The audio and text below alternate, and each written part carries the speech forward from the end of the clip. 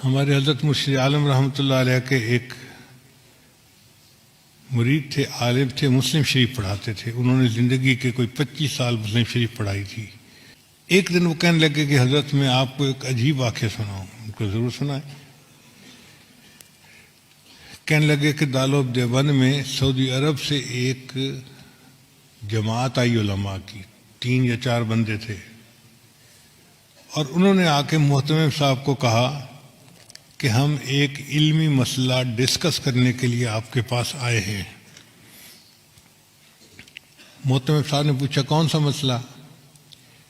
وہ کہنے لگے اس لیے کہ ہم سے پہلے سعودی عرب کے اوپر ترکوں کا قبضہ تھا، اور ترکوں نے قبروں کے اوپر بڑے گنبد بنائے ہوئے تھے اور کمرے بنائے ہوئے تھے اور عمارتیں بنائی ہوئی تھیں. تو ہم نے حدیث مبارکہ پڑھی جس سے ثابت ہوتا ہے کہ بنا علی القبور کی اجازت نہیں ہے. یعنی قبر کے اوپر آپ عمارت نہیں بنا سکتے. اس لیے سنت عمل یہی ہے کہ قبر کھلے آسمان کے نیچے ہو، اس کے اوپر کوئی کمرہ، کوئی قبہ ایسا نہیں بنانی چاہیے. تو جنت بقیع میں جتنے قبے بنے ہوئے تھے ہم نے سب گرا دیے. اب مسئلہ آیا گنبد خضرا کا. تو کچھ علماء کہتے ہیں کہ حدیث مبارکہ کی روشنی میں ہمیں گنبد خضرا کو بھی گرا دینا چاہیے. تو ہم نے جو بادشاہ ہے اس کو اپنی ریکمنڈیشن دیں. بادشاہ نے کہا کہ نہیں، یہ امت مسلمہ کا مسئلہ ہے، پہلے تم مختلف ملکوں میں جا کے علماء کو اپنے کانفیڈنس میں لو، اگر سب متفق ہیں تب قدم اٹھائیں گے، ورنہ نہیں اٹھاتے. تو ہم علماء کی جماعت آپ سے بحث کرنے کے لیے آئے ہیں کہ کیا یہ حدیث مبارکہ صحیح ہے، اور اگر صحیح ہے تو اس پر عمل کرنا پڑے گا. محتمم صاحب نے کہا کہ جی مجھے آپ 3 دن کا وقت دیں، میں سب علماء کو اطلاع دوں تاکہ وہ یہاں آ جائیں، اور پھر ہم اس بارے میں اپنا موقف آپ کے سامنے ظاہر کریں. ان کا ٹھیک ہے، ہم 3 دن دارالعلوم میں مہمان بن کے رہتے ہیں. محتمم صاحب نے بڑے بڑے علماء کو دعوت دے کے بلا لیا. وہ فرماتے ہیں کہ دارالعلوم دیوبند میں وہ دیکھنے والا وقت تھا. بڑے بڑے سب علماء، جید علماء ایک جگہ پر جمع تھے، جبال العلم سب ایک جگہ اکٹھے تھے. اور جو آخری رات تھی وہ تو پوری رات ہی علماء اس مسئلے پر آپس میں ڈسکس کرتے رہے، کتابیں پڑھتے رہے، اور کچھ لوگ روتے رہے، دعائیں مانگتے رہے کہ یا اللہ بہت نازک مسئلہ ہے، ہم سے اس کے کرنے میں کوئی کمی نہ رہ جائے، کوتاہی نہ ہو جائے. اگلا دن ہوا، عصر کی نماز کے بعد مجمع بیٹھا تھا، تو محتمم صاحب نے ان علماء کو کہا کہ جی آپ سب علماء کے سامنے اپنا موقف پیش کریں، پھر جواب ہم دیں گے. تو ان کے جو امیر تھے وہ کھڑے ہوئے اور انہوں نے بیان کیا کہ بخاری شریف کی یہ حدیث ہے، اور اس سے ثابت ہوتا ہے کہ بنا علی القبور کی اجازت نہیں ہے. تو ہم نے جنت بقیع کے اندر تو قبروں پر جتنی عمارتیں تھیں سب گرا دیں. اب مسئلہ ہے گنبد خضرا کا.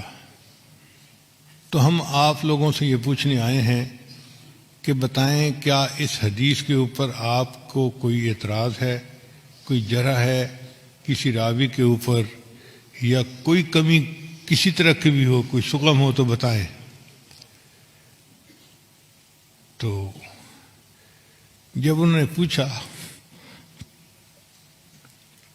تو تھوڑی دیر کے لیے سارا مجمع خاموش. کہیں کہیں سسکیوں کی آواز آتی. علماء کی آنکھوں سے آنسو جاری تھے اور وہ رو رہے تھے کہ اللہ ہم سے جواب دینے میں کوئی کوتاہی نہ ہو جائے، اور کوئی جرات نہیں کر رہا تھا اس کے جواب دینے کی. اتنے میں حضرت اقدس تھانوی رحمۃ اللہ علیہ کھڑے ہوئے، اور حضرت نے فرمایا کھڑے ہو کر الحمدللہ اللہ نے اس مسئلے میں مجھے شرح صدر عطا فرما دی ہے. تو اس نے پوچھا کہ شرح صدر سے کیا مراد ہے؟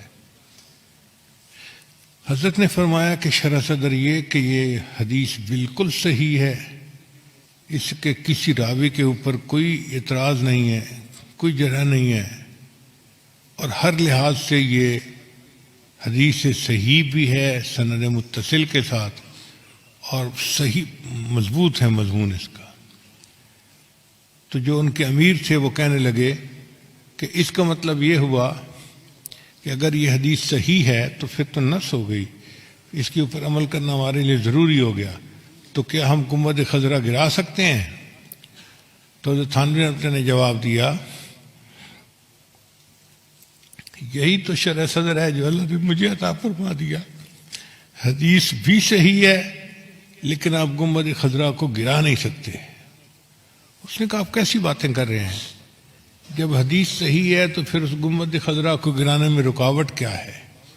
حضرت نے فرمایا اس کی وجہ یہ کہ حدیث پاک کے مطابق بنا علی القبور کی اجازت نہیں ہے، کہ قبر کے اوپر کوئی عمارت، کوئی کمرہ، کوئی جبہ کبہ بنانے کی اجازت نہیں ہے۔ گنبد خضرا کا معاملہ الگ ہے، یہاں عمارت پہلے تھی، یہ حجرہ عائشہ تھا، اور نبی اسلام کی قبر مبارک بعد میں اس کے اندر بنائی گئی، لہذا اب اس عمارت کو کوئی بندہ گرا نہیں سکتا۔ ایسا جواب تھا کہ وہ لوگ مطمئن ہو گئے۔ گنبد خضرا آج بھی ہے اور اکابر علماء دیوبند کی عشق نبی کی دلیل دے رہا ہے۔ اللہ علم کی گہرائی عطا فرما دیتے ہیں تو بندہ پھر علم کی تہ تک پہنچ جاتا ہے۔